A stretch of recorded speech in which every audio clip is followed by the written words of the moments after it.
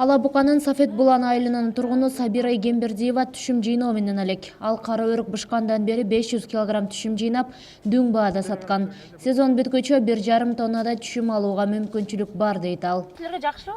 Кайналы жакшы болсо жакшы да, агар буну жарып кургатсак, кыш менен курсагыбызды тойдуруп чыгат. Базарга барсак, оңкуло сатсак, продукт алып келебиз. Азыр хөлөй 20 сом, куругу 50 сом. Районда кара өрүктү кургатуучу цех жок, ошондуктан жолдорго жайып кургатышат. Дан эгинен ажыратуу үчүн атайын жумушчулар иштейт. Аларга ар бир жашыгына 30 сомдон акы төлөнөт. Эми бир билбейм, бир түзүгөлү азыр 300-400 килограммча кургатып койдум да. Энди дагы үйдө бар.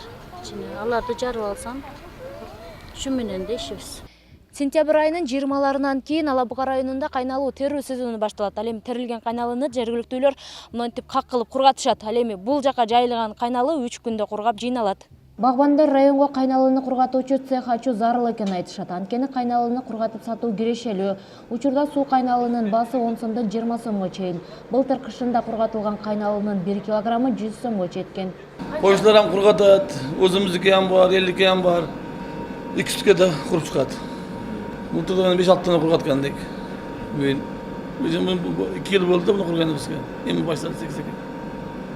Кургатабыз, кийин кургаткандан кийин буну үйдө сактап, кышын менен сактап, сегиз нарк көтөргөндө сатып барышат да. Азыркы мезгилде 50 сом, 55 сом болуп атат кургаганы. Кара өрүк алабукалыктардын негизги киреше булагы. Аймактын климаты кара өрүк менен алма өстүрүүгө ыңгайлуу болуп, түшүм жакшы болот. Аталган жемиштердин даамы башка областтагыдан өзгөчөлөнүп да турат. Кара өрүктүн сырою жана кагы Тажикстан жана Орусияга экспорттолот. Ала Бука району ар жылы кара өрүктөн 8000 тонна түшүм жыйнайт. Кылымжан Азамат кызы Шайыр Зайырбек уулу, Ынтымак, Ала Бука району.